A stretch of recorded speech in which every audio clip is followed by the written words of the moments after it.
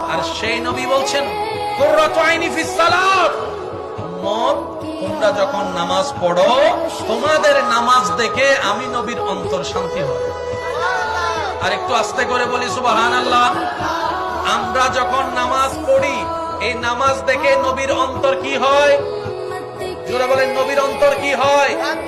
চোখ শীতল হওয়া মানে নবীর অন্তর শান্তি হওয়া, নবী খুশি হওয়া। নবী খুশি হলে কে খুশি হয়? আমাদের জীবনে গুনাহ আছে না নাই?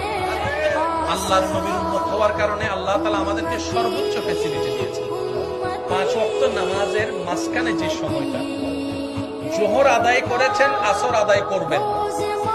জোহর আদায় করে আসর আদায় করার নিয়ত করলে আপনি নামাজ পড়ার আগে নিয়তের কারণে আপনার আমলনামায় সওয়াব দান করা হবে।